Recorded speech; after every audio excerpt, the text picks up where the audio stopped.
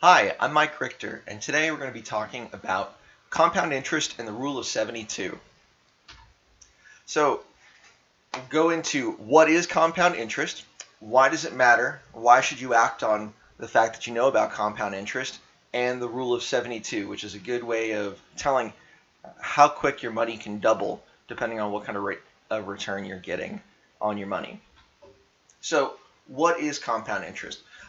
So compound interest is probably the most powerful idea in all of finance, and it's probably one of the most powerful formulas in all of math too. So basically, compound interest is the interest that you're getting on your interest. So not only are you getting interest in return on what you originally put in, but over time you end up getting interest on not only what you put in, but the interest you've already earned. So here's a quote that probably isn't from Albert Einstein, but is often attributed to him. And it goes something like this. Compound interest is the eighth wonder of the world. He who understands it earns it, and he who doesn't pays it. A very powerful concept. It works both on the positive when you're looking at rates of return. It also works against you in the negative when we're talking about debt and loans. I'll make a separate video about compound interest about loans, but today we're just looking about the positive aspects of compound interest. So let me give you a couple of examples of the difference between compound interest, this interest on interest, and simple interest, where you're only getting interest on the money that you put in. So just to give you an example, say you've got $10,000 that you put in a lump sum and you're getting 8% interest. Pretty good rate of return. So and we'll say that it compounds once, just for ease of an example. At the end of year one, for simple interest and for compound interest, you get $800. So then you have $10,800. So what happens as life goes on? Well, at the end of year two, if you're only earning simple interest, you're only earning that $800 again on that original $10,000. So you're earning an additional $800, which puts you to $11,600. But if you've got compound interest, you're also earning 8% on that $800 you earned in interest in the first year. So you end up with $11,664. So it's only a little bit more, but you'll see later on how much more powerful this is. So at the end of 10 years, if you've got simple interest going and that's it, you will have got $800 times 10 years, which gives you a total of $8,000 of interest. Add that to the original $10,000 that you had to start, and now you've got $18,000 total. Pretty swag, right? But if you had that interest compounded over that 10 years, you would instead have $21,500, which is significantly more. We're talking $3,500 more just off of that original $10,000. Now, that's only 10 years. Let's go ahead and take a look, just a really crazy number. Let's look at 50 years down the road. If you ended up taking this $10,000 and you put it in something and you weren't going to touch it until you were old and gray. So at the end of 50 years earning simple interest, you would get 50 years times 800, which is $40,000. You add $40,000 to the original $10,000 and you end up with $50,000. Okay, not bad for having something just sit there and earn money over time.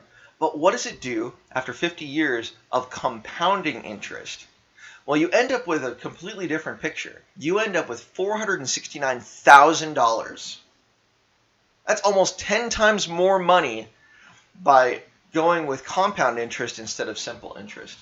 I mean, thankfully, most of our investment vehicles are compound interest by default, because every time you're earning interest, that increases your new principal balance. But that's something you really want to be careful of when somebody offers you an investment that only provides you simple interest. But in certain circumstances, if you're being offered simple interest in terms of a monthly payment, maybe that could be useful to you. That's something that you would have to take a look at and see what you can do with that extra money. But that comes down to personal preference. But hopefully this 50-year example of simple versus compound interest really shows you the power of compound interest. and how getting started earlier really helps you out in the long run. So why does it matter? So there's a lot of things that we save for in life, things like college tuition for our kids or retirement savings because we don't want to be working for 50 years and then have to work even more because we can't afford to retire, or down payments for a house or for a car or whatnot. There are a lot of things that we save for, and why it's so important that we understand compound interest and why we get started soon. Taking advantage now, today, well, maybe not today because it's Saturday and you can't really invest in things on Saturdays, but getting yourself planning to start sooner rather than later is going to give you the most advantage in terms of compound interest and compound returns. So let's move on to how can I tell what returns are better for me and how does that make sense? Like, obviously a 5% return is better than a 4% return, but what does that really mean? So there's this cool little rule of thumb called the rule of 72. And what the rule of 72 is you take 72 and you divide it by the rate of interest, and out pops the years it'll take you for your original deposit to double. So I'll give you a few examples so that we can take a look at different scenarios. So say you've got a mutual fund that's consistently getting you an 8% return. Okay, pretty decent return. So you take 72, you divide that number by 8, which is the return that you're getting on your money, and you can see that whatever you're putting in as your initial payment is going to double in 9 years. 72 divided by 8 equals 9. So there you go.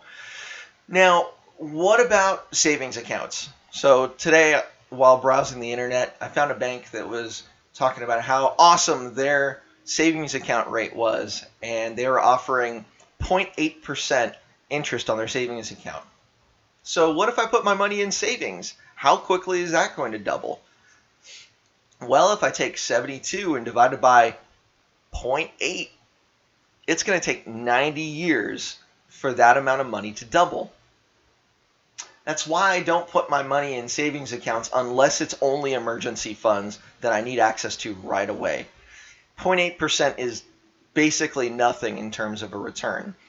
So it's not even worth me considering, especially since most of my investments are netting well over 10% total return. And a lot of them are in the early to mid-20s in terms of total return for me.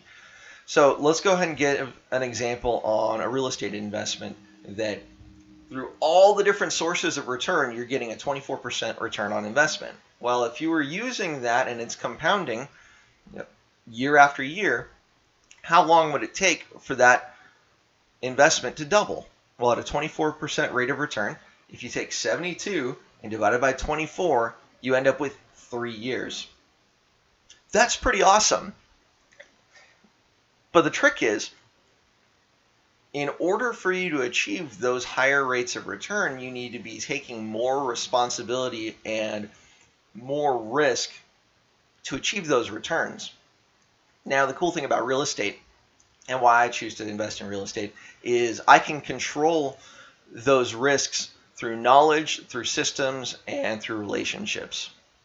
So that's a quick example of how the rule of 72 can help you conceptualize how your gains are coming back to you and how fast your money can double. So just to recap, we talked about compound interest, the fact that compound interest is interest earned not only on the principal that you put in, but also on the interest that you've already earned along the way, and how compound interest is so powerful when you compare it to simple interest, especially when you look against long timelines. When we took that example of $10,000 gaining 8% interest, well, under simple interest, you only got $50,000 at the end of 50 years, but with compound interest, you were looking at $469,000, which is a huge difference, and why compound interest is so important. Other things about why it matters is because we are saving for so many things in life, it's super important that we understand this concept and that we apply what we know by investing now or putting ourselves into a position where we can invest now or at least in the very near future, so that we can benefit from the fact that compound interest really helps us when it's behind us and not working against us. And finally, we talked about the rule of 72, which is a rule of thumb that you can use to see how fast a deposit will double given a different rate of return. So if you like this video, by all means, go ahead and give it a thumbs up. If you'd like to see more content from this channel, then go ahead and hit the subscribe button. Now, one quick disclaimer on the rule of 72. There are certain adjustments that you can make based on your rate of return, but I'll go ahead and get into that in a different video. But for the sake of simple examples, 72 is a good number to really gauge your doubling effect on your investments. If you have any questions or comments, by all means, go ahead and put them in the comment section down below. And down in the description, I've also got a link to a PDF of 60 of the best books that you can read as a worker, as a leader, or as an entrepreneur. And there's all kinds of great financial information, as well as information about how to be a better leader, how to be better in your relationships, how to be better at sales, all kinds of different things. So you can find that in the description down below. Thanks so much for your time. I hope you have a fantastic day.